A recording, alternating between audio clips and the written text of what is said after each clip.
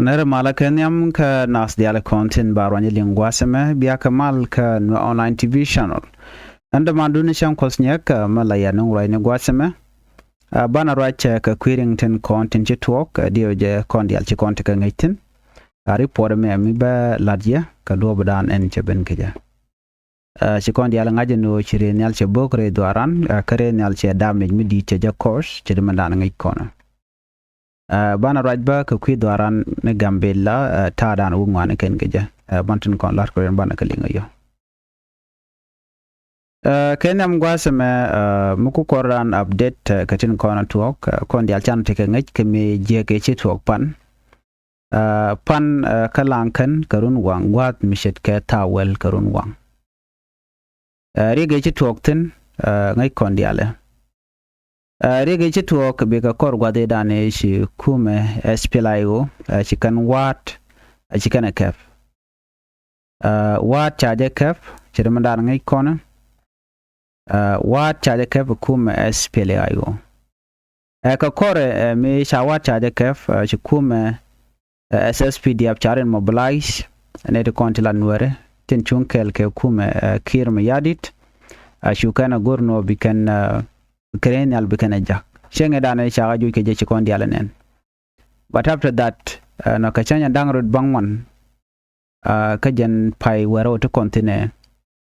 acha jojen go chukume kirma yadit kel kan weren kontin charen mat kel chicken nuare chicken gabok ta dan jigene bugoje chikon diala ngach ki chana jenen ngo chika bokaren yal are ga man chitwo genene madong kwala nyoga ye kelen tama ka je report me no biya te ngach kamana chora lat ano beje of course ngai kon diala beje kuma kirme yadit chicken nuari kan bok ka chanya dangrod bangwan karun wang ka jen pai wero tana donkule kerena tana chiwe ka market but gwada dana bokene a market tuga danan kwa kwen la koktin ke kok ngwanetin manawe jektin tika dun magwa biyo kok tega muguru no bi kok biyo kok la kona ngaje no la men la kene tin la ngwena gware ngwena dole la tikatin ko busy and market all the time mi kon gwi kona don't go to Bob and a guard, don't yell around command kind of one, to the alaton. She couldn't kill me at kind of plan and guaran became a book bala guada down and take a nate on one, maintain worth and go bigger population medit. I began a cool neck. Canada corn, they shall not pan kasha book, a kume kill me yadit. Canon were well, a kin were a corner a cock a yo. Kanetung one. Report nong pan. Nay dang bongwan. Chickaliu. Dogane dang buckle, jokane well. And tama, ne dang bongwan won yam, ye can chickatest nian, jen report on a charlotte. Command jaga charlotte, de ne SSPDF. Gwan ma targadian keliu. Uga targetin contilla tilla civiliani. Shumwanatin contin la dane. Ko an market area kalankan tela din tiaten tena garden tena menten tena lady ditten erega dana chitu gwaseme ring bej ka report chanong mendang dok chi ken tesnien ka video mutaga kumchalat ka social media video mishande nyoy kelbane mendang dok shakanak ka gat dang dich ti shana gan wana mo ti chi liuba karam kel metaga bom ki mi chamo ka bot ki mi ten wana mo won cha yiri cha jabat bo la cha repone dang bong wana kane kon ji test nien so an attack mi shikana me no ba civilian ba ka target kuma kirmi yadit loga jan wo winyi ni jan ngene ko la de ni SPLI wo ko la target no gwada danen maintain the content lamen tigatin kene content langwene so let kene ngai kene shiramen chalana won no ala ren yal che bok je cheben che market ko chene no ngwana ten gor kan gwat mi ten ne ngwan tegeten chicken do gan yu bogon gwasamo ando mo che pen kana che na che ko molpin che ne ngwan che ko molpin te tun ken tegeten ne re molpin to no kwala weneka ken yam ne dang bakel chwa confirmed dina kora chwane ko ken chwa nyoje ka watine ko ken tege pin alo che poinat jaga mol pin ka ta danan che pin charo lep ke je ko endo do mdi ko men boga tinar bar ne dial gat men tinar bar ka bar mdi de lon cause en ran gor jeno deretek jane to ngwan cha mu ka bot te niam die chupon wal bakele to so kane de to tam right corner ka dwel wal re duaran winami ko chana cheke scattered ke cheka dak door tina gor kan en tongwan so ka jari pon mi shit kana me chukuma SSPDF chikan mi jeshin me kan lat chikan ware kan nak kan war nak na kan war panken te nak ne kon na me just watch wana ka jan report dia na me ka bakawa karen alkana ne bok no ka jan market mo ka lankan bakawa ka tabakel am ko ne ri wa boka ta wel am sha kuma spilayu chaja market dine SSPDF kurun wang long ka tabakel am ana bana kulo na ka ta wel am ka market lotena ka kam din ga tanun wan ko ri chitu kurun wang chi dine SSPDF chikandoro shal ka riang payam chikana mak riang payam te ga general county chidene SPLI go kan officially ken chajala de ken no chaka mak ka posin dan tigetin chidene SSPDF for sig ben karun wang no chwaka yan match ken chi kor mo che tuok re kor mo ba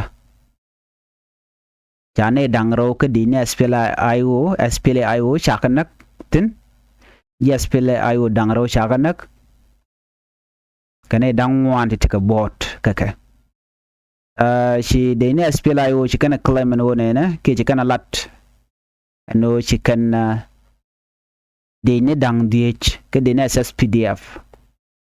ala de ne South Sudan People Defense Force no chikan kanak lo to kuje mete garaw ne raw chiga liu ka SPLI o kane dang want to ka bot kan ka ne to chopo DH ka SSPDF de ne kin mi yadit ane di chirgiti ko larno within gwada tormo ine dang baro chigiliu mo kon mane de kon chiliu gwa ne de ngwalon kari udien dial kan wer kan dial tele jormureten all of them kan wer li wona mi chirgana me chadwal chejenong ko nwari chigante gane ite motel tekaka kel atishun kel ka jang ke chunkel ke kum kirmi yadi tila kwake joraka ga yuche de melet ken mobilization pan ke pan gaja me bukur bukulo to bana na ka market ya mobilization chala reken ku ka mobilization ugan lat ko betegane ti chunkel kake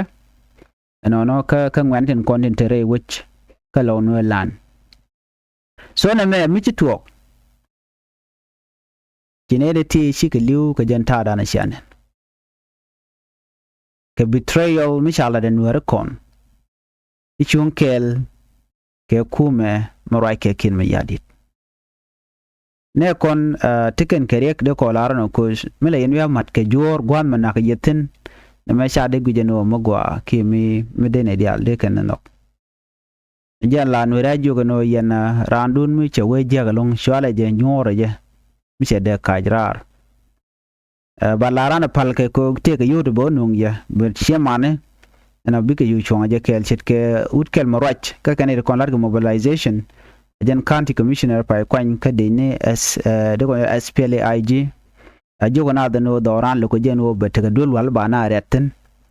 jen nyir gado kon ke jamon nyir kon je SPLAIO ko kujemo doran cha kon bedekten bana ko joj ko ntema loko no be char be ben loko no ba dol wal ba jen no ci kon ble la jelu kon gondana nan ba kon chwaret ke gwado mitiram te ke joy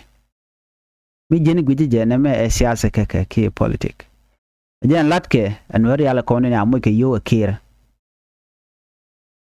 la ko kane ken ke riet jina bo liu bang lora bang telmi shi mor ye jek ngona mu jeli kel ka dorun tigana kwa nexibil yana me dio je chilo na te detet mi je amma logo brodo mat ko bunwer buga gang der ha nyur ci de goru jin bu contribute ke liadien ka janarun charge nek no bad we remember you tele salar de ke bien ke but you ko ne ko grandu no mo be pek dit be yu nang ba mo yere tot so jen choje chu ke ne ko tamare wucin bi de mi so lanken je jojo gwano chiniri ngwan ci ke tenien gat men wuni ne ngwan ka kwiko chikim yadit chenwari kok ne kan nyam chukon diala ngaje ne la bezen te ka wat jaje kef dine spila ayo kabe kapo je chukon diala ngach gwade dane tinna reymata kirina ka culture event ka weydang ana chude ne SSPDF chukana buyan ma jatena palka tine dial te tin dien man enrante tin so na mo che jazlo achu no ngane chu naran chu ngane roden chu realeka ke dine spila yo kel ke jodan salat chu kan wat chu kan mak ke joy kan ka bane chu wat cha chu kap chu kan te tarbiyel ban pin tarbiyel ya yo kap dine spila yo so na me ajene nyam me kuri diale ku tricket ko wada mi jitin ka kor gwan ber ten ku SSPDF tin mi chala ju yega ne gujeno bukan nyom ku kana control cause en e malatke dakra gay ko kan jen self kim yadit jen gor jeno ba mal be jeno mal ko jeno lo ko la control nin welan keliu kilo welan ko ba control SSPDF kana madar kula gwade jen mi gor mal chu gor jeno bi ko mudu jen buru jen gwada mo anyok membe jalon kan werga na diala titi te jagana ko nakanat so na me report me de yeneling wana kam do diana kan kon we ka dung daran ka gambela bana report din nyom ling kon gwada mo chala do tene di shan kam chal ke budi kanti no ka ngwaro bale lam cek cek na me ne dangul bakal charo shaganak ne de nagana ka ne de kwatar gane ne tin content charge which kajan Eastern Equatoria ne de nakagwas me chala do ne dangul bakal yanak rudian wa ke jang kan nware kan door tot but target ke lute ga jang kan nware especially jang lo wan ka kajan ta mi ci to kane ka chenya dangul bakal wa te ka randien mi shayen kan ne to no ka wa jen rami mo me dong che de jek galat ne ko na lat jek la kalat ka jadwer che jadwira wala kan motori akan ka kwal kilet kan chuden lu chayu kap gwad mo chimgana ye ben den bendian wa chu kan chu ben nagoro bi karama bi kana kamrar gwad dan sha yenten jen gagden gane ko la police ne chu kor yo to chayu nakran gwad mo chu yo pot mi yo podo chi we gwad dan ente dapten tet ke dapten ko sen gwad nakanaten gwad nakanaten gwad dan ente dapten den nan wena mo mi se jojo chaga jo chukan chuwa gwada dan te dapten mi shal lopwa mo jen gold mining area jen bon mo mi se we ko chaga jo kume chikan we chigri no rene dun konte la civilian tin kula tet ka dap man ken wuntin ten wena mo ten de gwalat teran dap ko kon bi jekten kan obi teke you wa chu kan to you kan you nak ne dangwal bakel chaga je lo chigliu tana tega bot one kan ti began ka different communities ka jodan chalat ka ja wa tanat cha ka jigne ri chiriar tanat kan ka jek so kormi bej men cha chiro la tong mi ko tanat chire mi ne kwa nang na ka pin ko ne tele ka yin but cha ko na kanyo ka wa kwa targene ka jodan chalat so na me da la report dan de yenaling chi gamanan en le rode wana ka report do dien ka gambela doran ka gambel ci kon dial teke ngay ko shanwer ngwan chaga na ka ber ni ngwan lo the chen pek den chen balar ko kan report in kan release but kaman cha release ka ne den contin la jor chet ka bun ka media na ken kan shi ne ngwan shi kan ka jegalo shigriar kan ware ka chen ne ngwan bu shigriar ka ber nwari ne chikan mat pinyo no bugo rien gang jabi kan lo shinaren gang ke report dan chano men chalat gwase me men loko binar gang kaje Ki ne de kon logo je wa ko kwan weri wa ken ka logo no de naren gang ka gwade dan me nakan weri ne pon bar shara real ka ngai kana men ne de kon la lat ken ne ko gwade dan pai kana nak you ken bar ken ikan go nong na ko pushala de la dine ken bar to ken bere cha kulun nong ka gambele chuchu ba gambele den chicken way out chicken gor nyok chi nyok ji kan we en wo ba dor kel ka don wer ba nak pin ik naw nak pin gwada shal ke mazuria kai tang but gwada dan ti kul chup tin ka mazuria mo ke tarpam nyen gwada dan ante refugees ba tikten tiga ka kam ne ken ko ngai ken no jan gwada dan tin wer tikten ka jan gwada dan la very busy place en gambele new land ki gwada ko kenje kan wer kan de malje ko dong de kan nak pin ba ko kan plan dien mishte mishale lo ashire michi kan trend ke de ne ken kwa ga trend ngai wer ka cause 2018 19 20 21 22 23 we 24 ngai ke jan wer kan dial ko la kan ka pose all the time trend kwa ga trend no la du no bian wer bia kan kan berten no dien mela training dien trend dan kwa trend ke kwa trend kan no bigan wer bigan ganak ba cha ga trend ba moy ke yo to kam ga ke kefken jigane ri chaun nong tan dien wa quick kan goten ko ringaten ko me chi chop ka mazuria you kan ka wang you kan atu ko minna kan ka taram pel kan ko dunian ba go bigan anak mula em dien ka tum dien gor kan dumule yen ko la bigan mana gorian lo ngai yana ya de won kan bigan bat kan kan bat bigan ko bigan wer bigan nak ka chikan peng di chikan nak chulo jok ban ka kut nen te la de ni bun chulo jok taram chigati cause amisha well coordinated again ti bari gare mo kan let ka kon so chicken kon nak chika we tan dien wa pai ga jek ban chio kan kanak cha kanak bat che de par kan ga dan chicken wen ka je ko ne te wa twai ne te wa jeng ka te ka toy ka karun wang chicken da par so na mo January cha ka mo ko ba mo ko chikaren ben yo mo lon karodian cause mi baya benak ka baya nyo mo nga ka yen go chierun da gang na moring di ko la to ne chiang many time ne cha na nak full koda you know ya na nak full dang ma kot kene full dang ma tel me medan me ko me tok la kuma we bana ba ka wonyo mu luje ka jok lo mi sha da me mi di cha ja lat kene kon la ber ban wor ba ka jak pastor nuore kene kwar kon bi ka we but di ene mo kula ngaji no non mi china oro na ka kwar kon kana jogo gare ne chine de jogo no ya kor ban mi sha ne jogo kumentenial de ne la dan let kan de ne lat but it's up to you no bi arun gang ke shar bugang la dien ko cha ga ju bukan dil ben pan cha bukan cha ga ben bukan dil ben barke yen bu let ke pinyo lo chu kuma cha jangach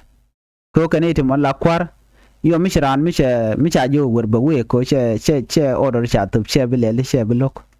ba we la to gwa da ni yen ko jel gen ke de kel yala kon ko la no kwar kon ganga ke e de ni buñ ne re kon ti la ti jegari ga long ka civilian ko civilian teram ganka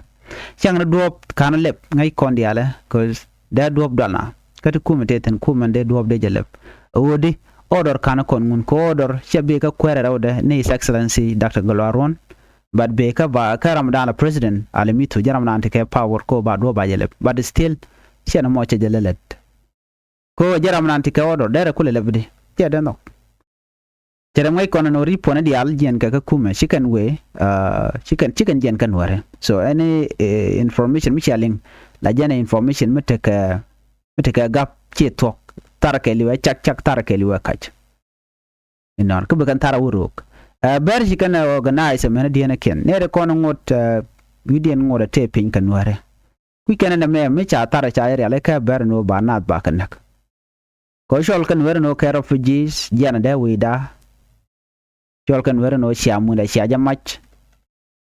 ko yiden kuma gambe al ci jan lat ke kwish kan mana le rodo ban yal tong mi jan lat kene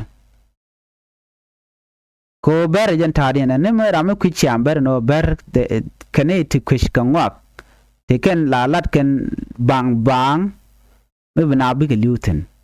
chang ko re dana chitu wa tana te ko ne cha jure ken bang ni pinya ken kwira no we ya dere ngwai tin la ya tem na rodo ko chikan dier pe kan wo chikan meler ken kan la cha mu ke yobu lo jok chikan chen mo ran wala kan wo ko ke chikara ni kan a ben pin chang ram ma sha ran dun mi sha nga cha ber ke te gwa de lo nga ja bi lo ke sina re na barba ken na jal kel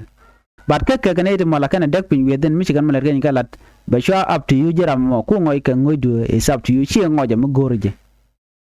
ban wer je ne men jakon ko bu kor yar long nuare widien ke lew ken lat ke go gweni gok ten kontre nuare gok nuare chikarek mbe chikana nen bala ken te ko emi chike to de kana jako bi kana rele ke bana ukor na mo ke lew tare kach ram mo che do che nen mbe ke ben wote mangak ko kor ke miran gang rode ma ram mo e chem ne jen ke mit tel mo gam lede so nuare ko sharun kamo bien go gwe bien ka support ke bien keling nyo jen hotel man bu kon jek ba kon na kan siang as long as to kon kel ko go gwe ka nged yen ka chit doran che bete kamal doran bete kamal gwa da na chana nen ka che kon ne ti chal ke go kon jogo no biede ko ran tam mi ran ben che de ken shiro gang ran ku ben ka e be yer be bat de ro da gang ba ne min a chiran de jo kon ne live na metenen ele re mi je de let ka mi je unless me don't share major but na me na kana kon pin. So why is it so easy for you by a fool around? Ano yene to itane ne bukumba ga kume ngucha ga ne kenya manaka nwere mla ya ga ko nwere gre ngangone jini jila kuma mo teram mo la kume enyo kwer chai latin ko bine ko bika gang mete michi tuok den bima nan tuok bi ngach tira ma dong le ro de mene but man dien yen wedi al konte gambe la ngada ne mene chai mi jogo no yene wi aga ngarodon nge je chai let ke mi je den lendu ne ke pinga manan le ne kos chai let ke mi je ga jaram mo ke le je nga je chika belet ke ne ngai kene kos tin ko yo kon yor ne pinyo ban wer ba ne je te rai na murai kone ne re kon bugu tikre ga tama buga la de kon la kume shebele la ne de kon la civilian ko lat kume bugo le de gwan mo ba ga targeten ne tin kon la bar tin he gambele so nu wer gor yen madala tok runtun wan charo ga kwimat ka bala teuke chalat lat kon ku kon ponya tin je kon ta kon jo kono shi kon bu wo ne balen ka lugo lingen ka ideality yakan doran ko betedi be jeg be telta gore balaten go yenen no bidon yenen content nyal tente ka par ko mi kon weje bu yo bedwe goro teraden mi biji jogo mi teraden mi bi kono mo bi wo todo ko janta dan to so let's say mi jiram mo take a position mi dit no ka gije no charge be wotin bi goro be ne bi betray no ka ki kwanda na chame no mo cha diajen ka run ba bayi nyo wojurun bo jalaga chiku ka na kel tele mo go am bilat nothing you achieve nothing but it's better no they stick together with your own family ka your community nuare so na me janta dan le ro gambel ngode insecurity jatan tele mal mi chene ben so de na jogo no de gangaro dun nege dane cha nang na tar pam de to gane wer ntame ki kom dan le rode cause kana tok ber kana bi kon dil joj panga gambele bi kon joj ka all the territory ngai kon ka jok che de to kon wala kon ali bino arek mi jia kon to go kule kech buna kulo kejide gwana ma cha na gore di tar pam wal gu yene o be na onak kan warzun ke bana ba ko nak kan ulan rewi ka gambele buna kule kech ne kon e gambele tele ka mech ji dawo je kan te ga maje these are the people then kon de na de ka gang ki de ko rin gang ka kan ne kon la kwan wera te ka lunga ka ba ga mal jak ya nga ka kai ju ka ran ci we ina ka te ga lunga yeno bi ane kun bi ayen bo yen ware run me bari ran na ga ne ba de ba kem je ma ba lat ka tijin ko nge je che men la de che la tore sha shift ba lun je run ko tele yo control ka bar ya ba nan ka nyak zun then after that ba lun ni je